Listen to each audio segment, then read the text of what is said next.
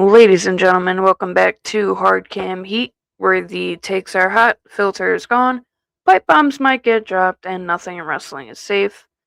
I know I said that I was not going to be making any more um, while I'm out for my surgery, but my surgery's in a few days, so I felt like I should react to SummerSlam.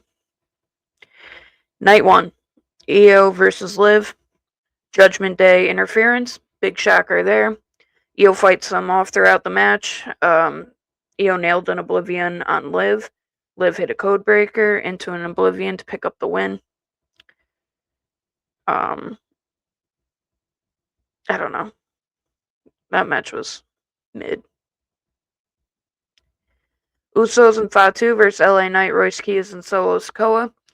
Solo ran it back. He did the whole Jey Uso thing, which was very comical.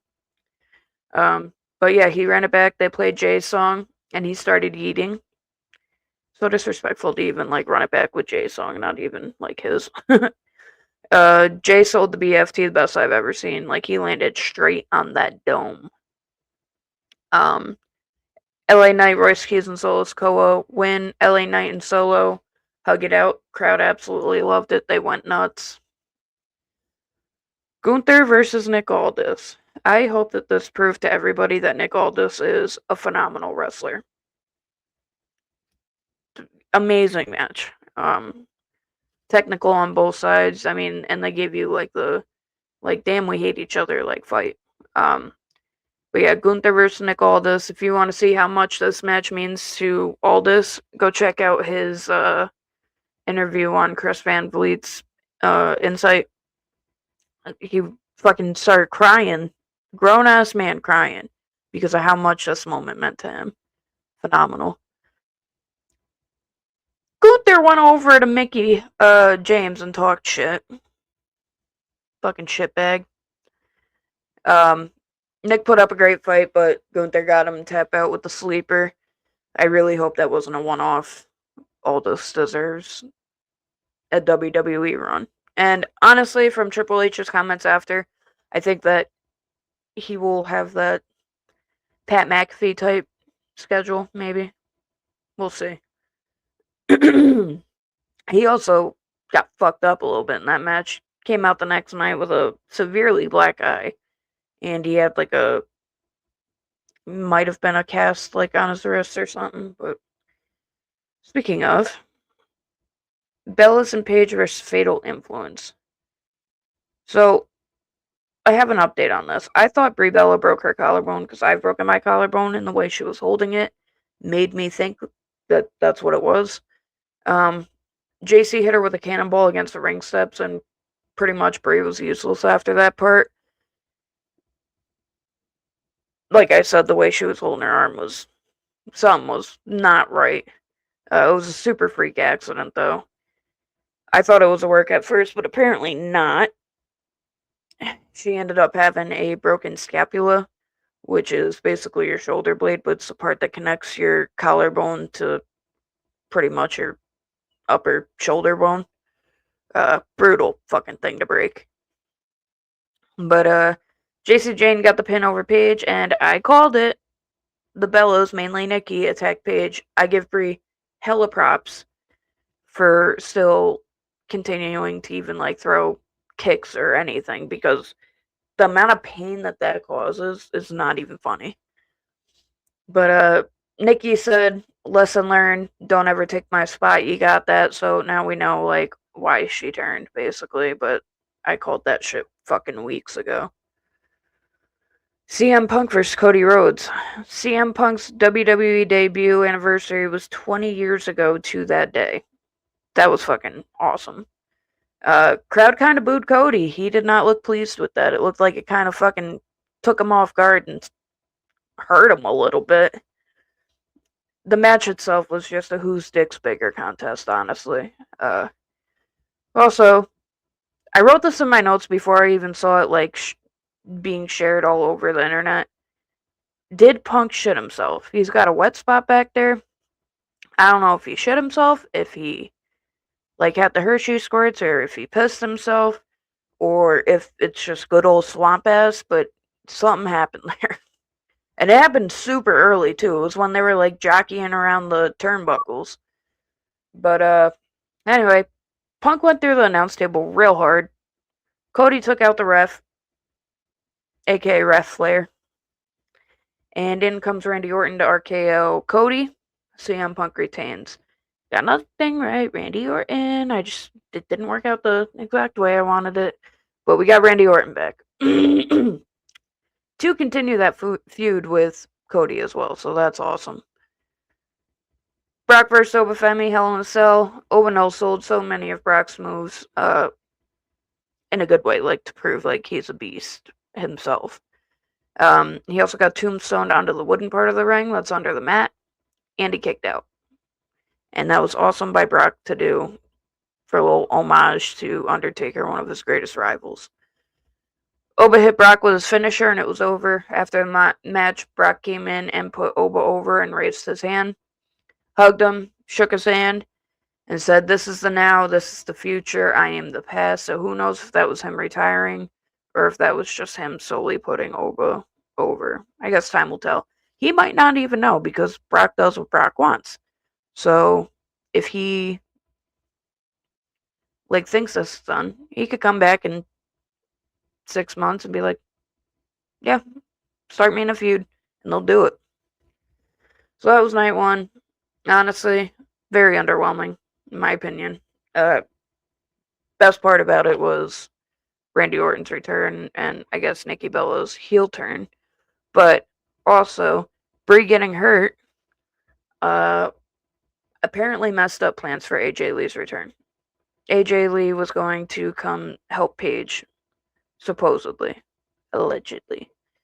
And it was going to be them feuding against the Bellas. That would have been awesome to see for anybody that watched it, back in, 2014 or whatever. But anyway, yeah, night one, very mid, very underwhelming. Now let's go to SummerSlam night 2. Started out with a fucking bang. Finn Balor versus Sami Zayn. Match is about to start. Nick Aldis comes out, and he puts Gunther in the match. Him and Gunther actually shook hands. Sami Zayn throwing a bitch fit in the ring. Absolute wild start. You think it's done there, right? You think it's just going to be that 3-way. It's being made into a 4-way. Bring out Kevin Owens. Dude, I lost my shit. I was fucking fangirling. Zayn was speechless. They share a hug. After the hug, they came to blows. Kevin Owens was not acting like he just is coming off a fucking neck surgery. He was doing cannonballs in this corner, cannonballs off to the outside. Like, he isn't slowing down. He said in the post show, like, if I only got 2 years left because I want to go full balls to the wall, then so be it. We're going to have fun these 2 years, but I'm not going to slow down for anything. So, we're going to have fun.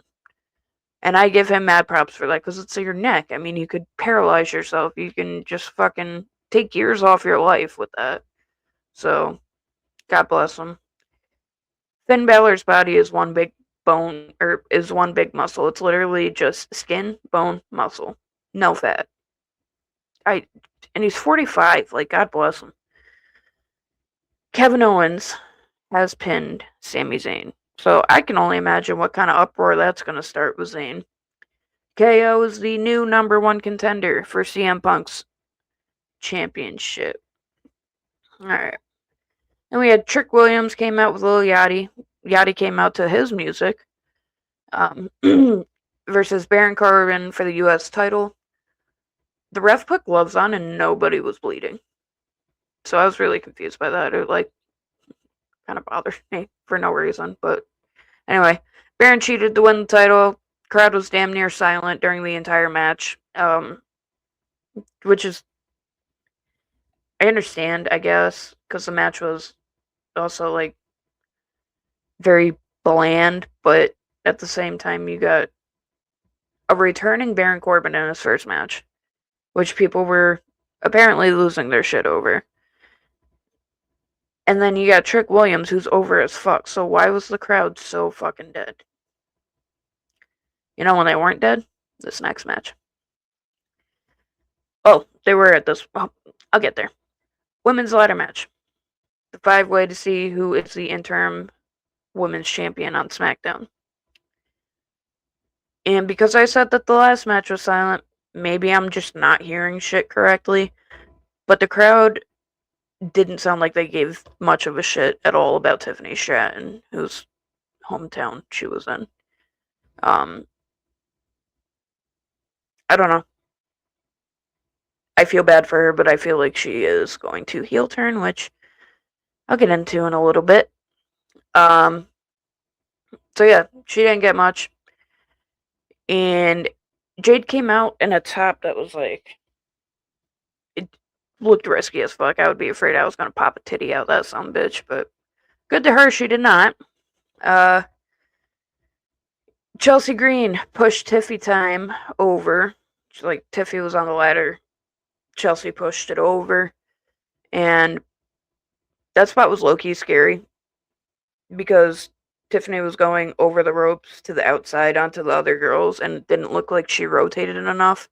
And I give Jade Cargill mad props because she literally caught her and muscled her and strong-armed her so that Tiffany did not get hurt. So, you know, people call out Jade for being an unsafe worker. She was very safe that night. In that moment, I should say. So good on her for that. Crowd severely was behind Chelsea Green this entire match. And good reason, because then she did it. She won. I didn't think that happened. I'm so fucking happy. So fucking deserved. I put her over in either the last podcast or the podcast before that. She deserves so much more in this business.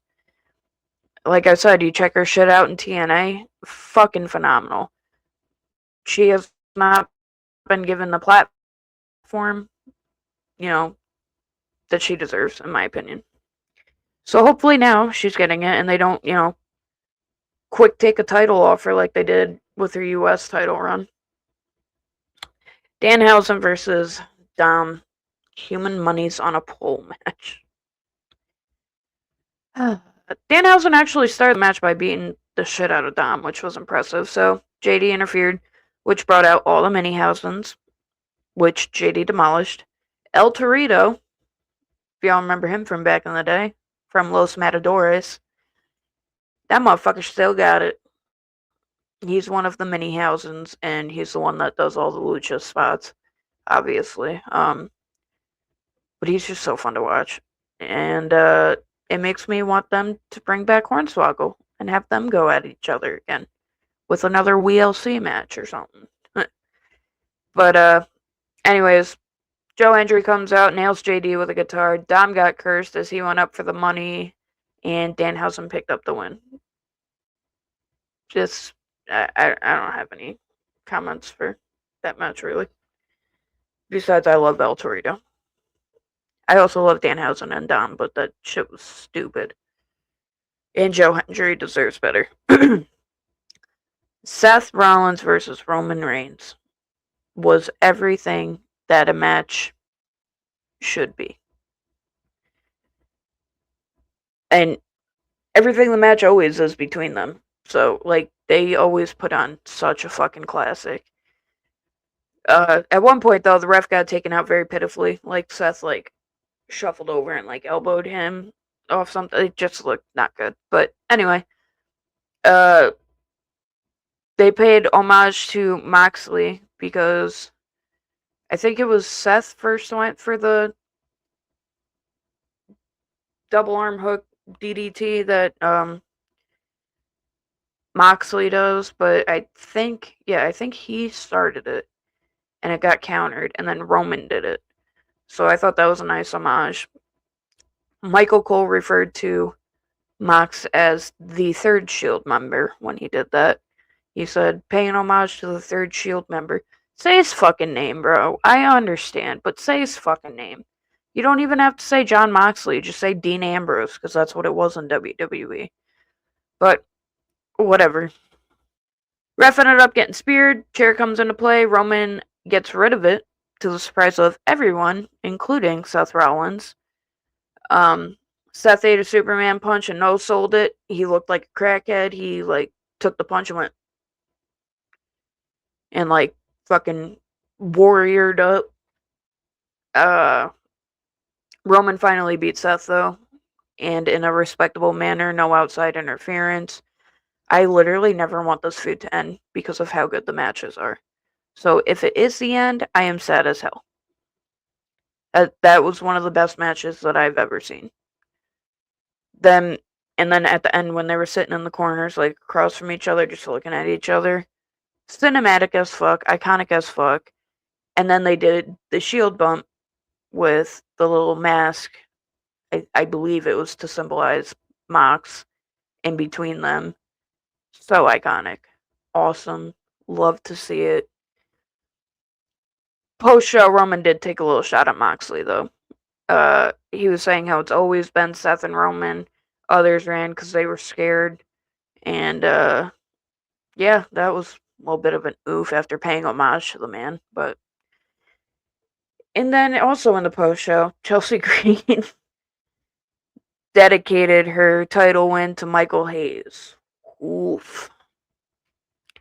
I would have loved to be a fly on the wall to see his reaction to that after he fucking tried to bury her and her entire career. So good on her for that. I love that she is never afraid to keep her mouth shut. Very well deserved. Night 2 blew night 1 completely out of the water.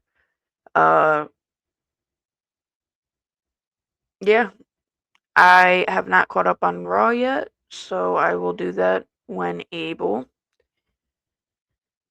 Yep. So, like I said last week, I will be doing the content on my Instagram, TikTok, and Facebook, and my YouTube shorts, but I will not be doing a podcast episode for the next couple of weeks due to me being out with surgery. So, stay tuned on the socials, Hardcam Heat, and then I will keep you guys updated in posts about when I will post next. So, I hope you guys enjoy the next couple of weeks in wrestling. I hope you will come back and join me when I do come back. And I hope you guys just stay awesome. Until I see you again, catch some heat.